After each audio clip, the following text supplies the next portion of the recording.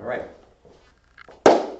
Hello everybody and welcome to this week's IRQTC Training Tips Newsletter. I'm Brian Traskos, the founder and director of the Institute for Rehabilitative Qigong and Tai Chi. Now this week we are going to talk about using Rehabilitative Tai Chi for sports injury rehabilitation as well as injury prevention and also sports performance. So this week I'm going to have a helper, and it's my friend Jeremy who's going to help me. Come on in here, Jeremy. So Jeremy is a 15-year-old competitive soccer player, and he plays in U18, which means he's a really good soccer player, but he's smaller than a lot of the other guys that he plays with. You know, 18-year-olds, 15-year-olds, there's a different maturity level, especially for men.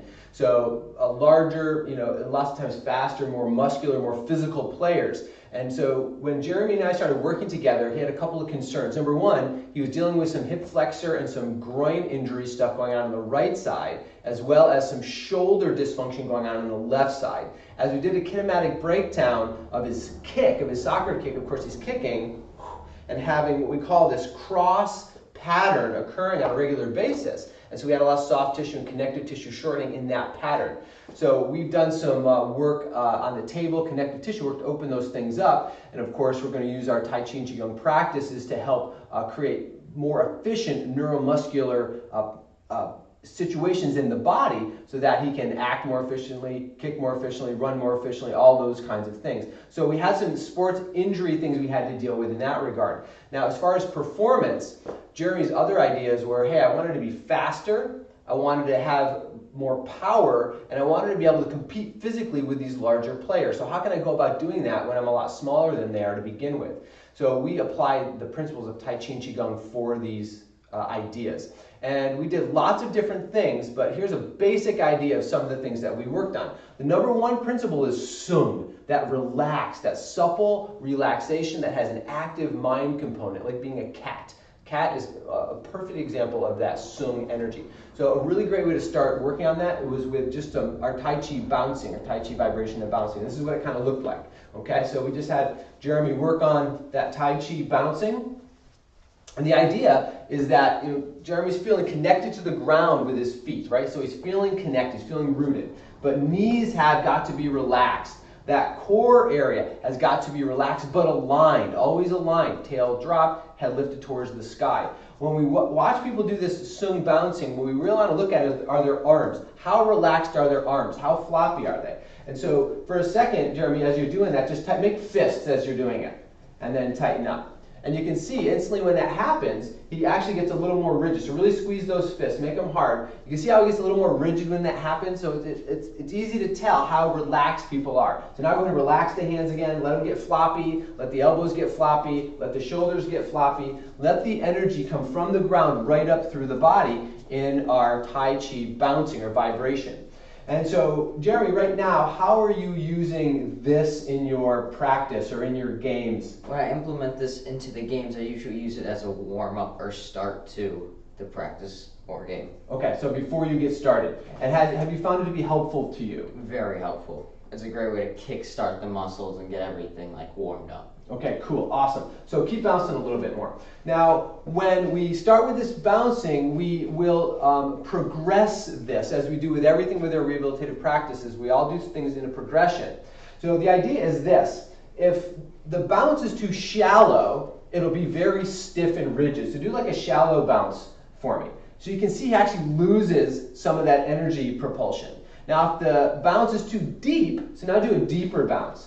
You can see even with the deeper bounce, now he's got too much energy sinking into the ground. He's not getting enough back in terms of his power. So we all of a sudden start thinking about a sweet spot. What's the sweet spot in our resiliency practices? And because we're going to create this into a jumping form, we call Tai Chi jumping, which is used to enhance power and strength development, but especially power and resiliency development in the game.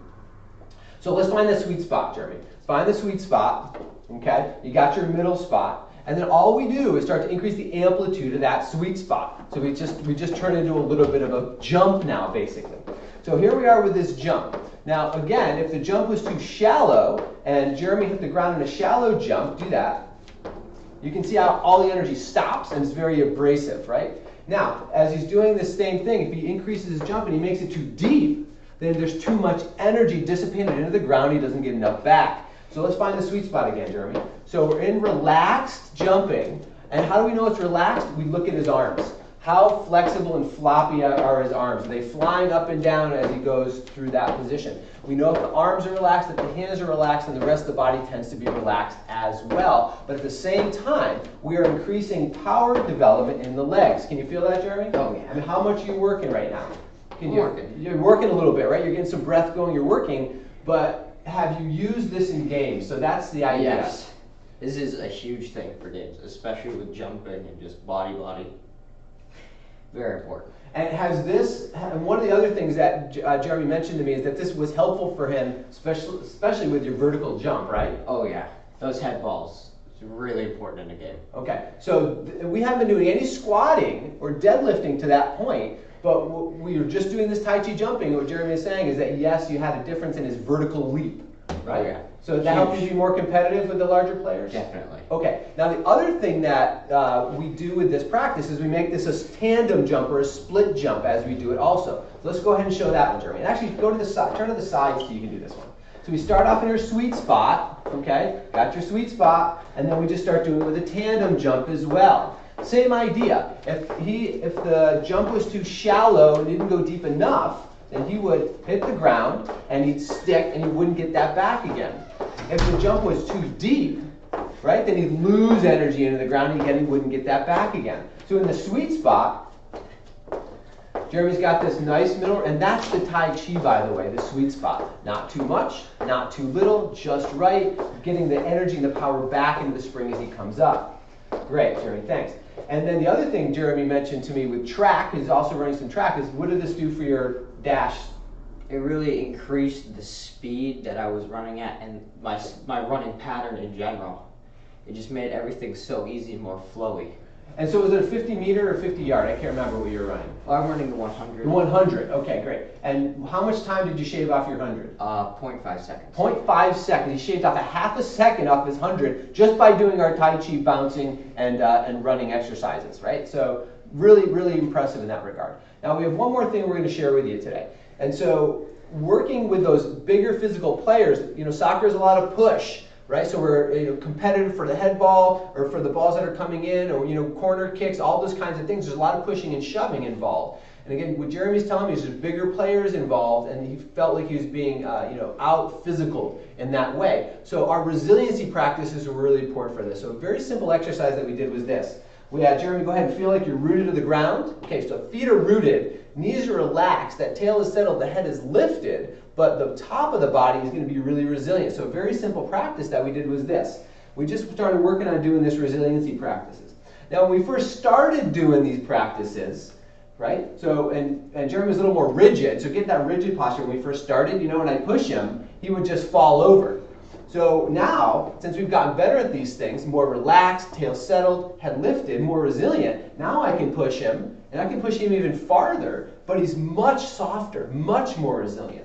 So you think about a larger player coming in for a competitive head ball, and what that larger player is expecting to do is to push off of Jeremy, and Jeremy's going to stiffen so that larger player can get his power. But now if that larger player comes in to push off of Jeremy, and Jeremy moves, right, the larger player now does not have that point to push off of. That's where that resiliency practice becomes so powerful. And then the one other way we look at this, I'll come from behind.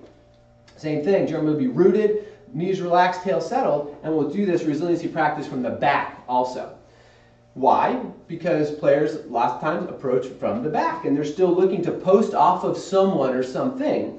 And so now Jeremy's got to improve not only his resiliency, but also his listening, his sensitivity, so that when a push comes in, he can still be resilient with it. Okay? So we do that from the back. And we've done this in multiple foot positions, front, back, parallel, tandem, whatever seems to work for, great, okay, great. Just let's do a tandem stance. Same thing, coming in that way. So whatever position tends to work for you in that regard, go ahead and do that. All right, thanks, Jeremy. So thanks everybody for joining us again this week. This week again, we're teaching that Tai Chi is for all ages, for all situations, and that we can apply it in these rehabilitative modalities in that way. So thanks for joining us. I hope to see you again next week right here for our IRQTC Training Tips newsletter and at a training real soon. Thanks, Jeremy.